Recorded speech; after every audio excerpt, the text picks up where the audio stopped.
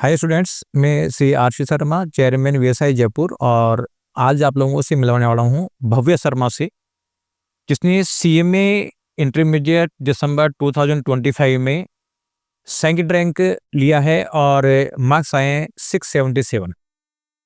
ये भव्य मेरा ही बेटा है। और ये और बता दूं मैं आप लोगों को, तो भव्य कैसा लगा तुम्हारे को? बहुत अच्छा लगा। बहुत अच्छा लगा। कैसे पता था रिजल्ट के बारे में? मैं सुबह-सुबह नहा रहा था और मेरे पास कॉल आया। फिर अच्छा। मैंने देखा किसका कॉल आया कि अब तो रिज़ल्ट आ ही गया। मेरी बहन का कॉल आया एक्चुअली कि हाँ, तेरी रैंक आ गई, सेकंड रैंक आई है तेरी। अच्छा, तो मतलब आंचल ने बताया तुम्हारे को कि सेकंड रैंक आई है, तो चलो बहुत बहुत शुभकामनाएं। क्योंकि जो ये प्रोफेशनल एग्जाम है उसमें पास होना मुश्किल है, जिसमें तुमने सेकंड रैंक अचीव किया है, बहुत बड़ी उपलब्धि है। अच्छा, ये बताओ कि पहले तो तुमने पढ़ते समय कौन कौन सा मटेरियल काम में लिया? मैंने काम में लिया आईसीएमआई का मटेरियल जो सीएमए इंस्टीट्यूट हमें प्रोवाइड करता है।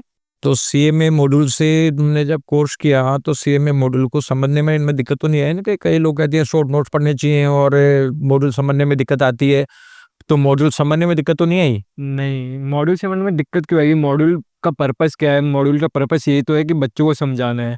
तो इसके अंदर तो सारी चीज़ें एक्चुअली अच्छे से एक्सप्लेन करी हुई है। हर कोई क्वेश्चन है तो उसके स्टेप्स भी दे रखे हैं कि हाँ, फर्स्ट स्टेप ऐसे क्वेश्चन सॉल्व होएगा, सेकंड ऐसे सॉल्व होएगा। तो ऐसे कोई दिक्कत की बात है नहीं पढ़ना में। मतलब मॉड्यूल अच्छा समझा जा सकता है, कोई ऐसा नहीं कि सब शॉर्ट नोट पढ़ा जाए। तो शॉर्ट नोट पढ़ने से मार्क्स तो नहीं आएंगे मेरे ख्याल से, नहीं, क्योंकि वो डिटर्ड आंसर आता है और आंसर के से जो मैच नहीं होगा तो उसका मतलब कुछ भी नंबर नहीं मिलने वाला है। और तो मतलब स्टडी मटेरियल से रिवीजन करें तो टाइम पे कोर्स तो हो जाता है। हाँ, आराम से हो जाएगा। आप रिवीजन दो अच्छे से, 2-3 बार रिवीजन दो, आपको मॉड्यूल सेट होने लग जाएगा माइंड में। और फिर अगला रिवीजन जब आप करोगे तो आपको कि 1-2 वर्ड पढ़ोगे, आपको पूरा पैराग्राफ याद आ जाएगा। पूरा की ज़रूरत है ही नहीं फिर। पूरी चीज़ आ जाएगी। अच्छा, तुम्हारे जो ये मॉक टेस्ट चलते थे, जो 3 सीरीज थी मॉक टेस्ट की 100% सिलेबस की, तो उस मॉक टेस्ट के समय, जो पहली सीरीज के समय रिवीजन पूरा हो जाता था या नहीं हो पाता था, कर लेते थे? रिवीजन मतलब थोड़ा बहुत लगता था कि नहीं होगा, नहीं होगा, नहीं होगा, बट एट लास्ट सारी चीज़ें हो जाती थी। क्योंकि एक बार टाइम बाउंड हो जाते हैं तो टाइम बाउंड फिर अपन देखते हैं कि हो ही जाए सारी चीज़ें, तो कर लेते थे सारी चीज़ें। मतलब ये जो फर्स्ट सीरीज थी उसमें भी रिवीजन हो जाता था, सेकंड में 5 डेज की थी, प्लस 10 डेज की थी, 5 डेज की, फिर 3 दिन की, तो उसमें रिवीजन ऑटोमेटिकली हो जाता था। हाँ। अब जब ये मार्किंग स्कीम और जो तुम्हारे को दी जाती थी आंसर की, तो उससे कोई हेल्प मिली कि आके आंसर कैसे लिखना है, कौन सा वर्किंग नोट के नंबर नहीं मिले, तो उसमें क्या रहा? हाँ, जैसे जब कॉपी चेक होके आती थी, कहीं पे लगता था कि हाँ, इधर तो फुल मार्क्स मिलने चाहिए थे, इधर क्यों मार्क्स कटे हुए हैं? तो इसका पर्पस देखने के लिए कि किस लिए मार्क्स कटे हैं, तो मार्क्स जो अपनी मार्किंग स्कीम थी, उसको रेफ़र करता था मैं।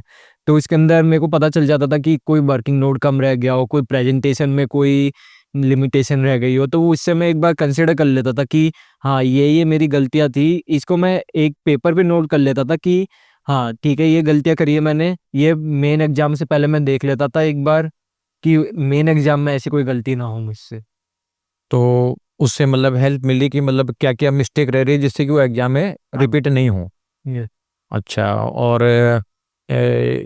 ये जो गाइडेंस के तो खैर तुम्हारे कोई कमी थी नहीं। रोज़ रात को गाइडेंस मिलती हाँ, थी। तो घर की घर में मिल जाती थी, वो तो कोई टेंशन नहीं थी। अच्छा, ये बताओ कि सीएमए के जो स्टूडेंट्स सीएमए कर रहे हैं, तो वो कई बार बच्चे देखते हैं कि यार जो टफ एग्जाम होती है, सीएमए के एग्जाम में टफ होती है, तो उसके बारे में क्या कहना चाहते हो कि ये कोई बहुत ज़्यादा टफ है या मतलब ये बच्चा ये कर सकता है? टफ़ तो नहीं है, नॉर्मल ही है। नॉर्मल आप पढ़ोगे सही से तो आपको कोई दिक्कत नहीं आएगी एग्ज़ाम देने में। सब थोड़ा बहुत क्या है, अपन को ऑप्टिमिस्टिक रहना पड़ेगा, पेसिमिस्टिक नहीं रहना पड़ेगा। तो इससे ही होता है सब।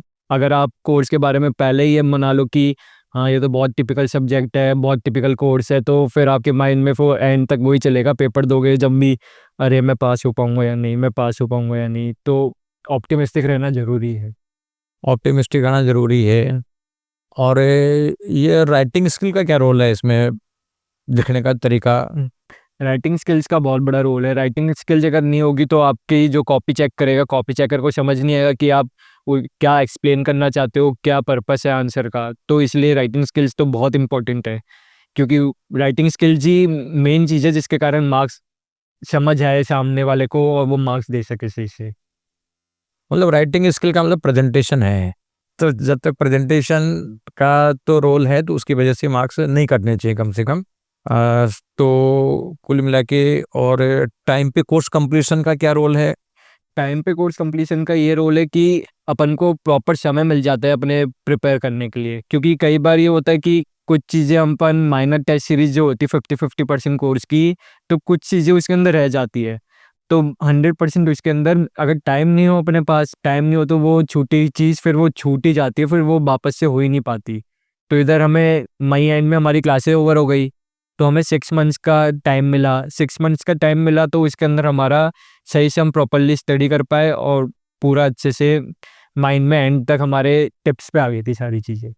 अजय बताओ, जो स्टूडेंट सीएमए करना चाह रहे हैं उनको क्या कहना चाहोगे भी, क्या क्या चीज़ों ध्यान रखना चाहिए, क्या क्या कमी है, क्या क्या जो नॉर्मली स्टूडेंट गलतियां करते हैं उसको ध्यान रखना चाहिए कि भाई ये तो काम करना ही करना है? सीएमए बहुत अच्छा स्कोप प्रोवाइड कर रहा है अभी, खूब लार्ज स्केल के ऊपर ग्रोथ हो रही है और बड़े पुराने पुराने प्रोफेशंस को वो कंपटीशन दे रहा है। तो सीएमए मेरे हिसाब से it's good option.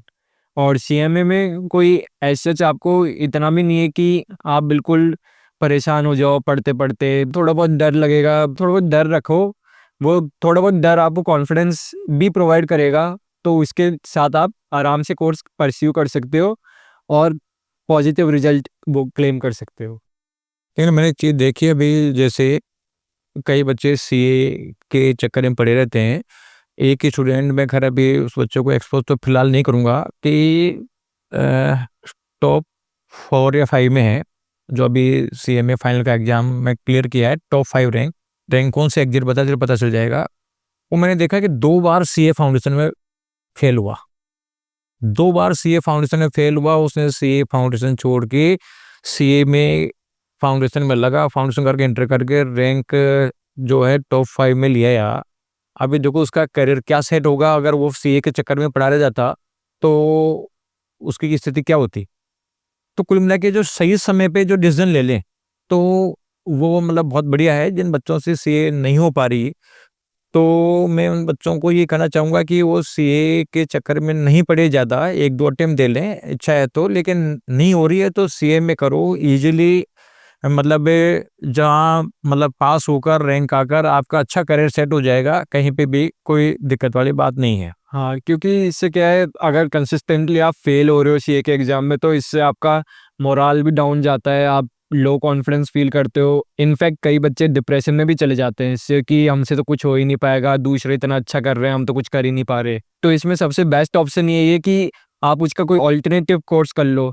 Alternative course आप जो डिस्कस कर रहे हैं, जिस बच्चे का उसने सीए फाउंडेशन नहीं हुआ बट सीएमए फाइनल के अंदर उसकी टॉप 5 के अंदर रैंक है, तो ये बहुत बड़ी बात है। उसने खुद पे इम्प्रूव भी करा होगा, मेहनत भी करी होगी, लेकिन आखिर में क्या हुआ, उसकी अच्छी रैंक आई सीएमए में। डिप्रेशन भी स्टार्टिंग में तो हुआ ही होगा कि सीए में फेल हो रहा हूँ, दूसरे बच्चे पास हो रहे हैं, मेरे दोस्त पास हो रहे हैं, बट ये इधर वापस से कॉन्फिडेंस रीबिल्ड करा होगा उन्होंने, तो इसके कारण सीएमए में इतना अचीव कर पाए वो। Thank you Bhavya, thank you. Bhavya की मदर है और मेरी धर्मपत्नी है। तो कैसा लगा तुम्हारे को बेटे का अचीवमेंट देख के? अच्छा ही लगा, प्राउड फील हो रहा है। और प्राउड फील हो रहा है, अच्छा लगा मतलब है। तो आगे क्या मोटिवेट करोगे उसको, पढ़ने के लिए या आराम करने के लिए? नहीं, हर माँ का तो एक ही सपना होता है कि उसका बच्चा लगातार आगे बढ़ता रहे। मैं भी यही चाहती हूँ कि जिस तरह से उसने ये कर दिखाया, आगे भी ऐसे ही करके दिखाए और अपने सब सारे सपने पूरा करे। और मेरे को पूरी उम्मीद भी है कि ये ऐसा ही करेगा, क्योंकि ये पूरा अच्छे से हार्ड वर्क करता है, मेहनत करता है और इंस्पिरेशन के लिए हम सब हैं ही। शर्मा जी का गाइडेंस है और मेरा मोरल सपोर्ट है, तो उससे लगातार आगे बढ़ रहा है और आगे भी बढ़ेगा। हाँ, नी शर्मा जी से भी मैं एक क्वेश्चन पूछना चाहती हूँ कि बच्चे का इतना बड़ा अचीवमेंट है, आप कैसा फील करते हो इसमें?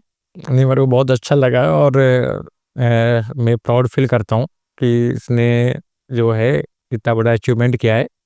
तो इसको और आगे मतलब बढ़ता रहे, यही मैं विश करूँगा और यही इसको गाइडेंस करूँगा, मोटिवेट करूँगा।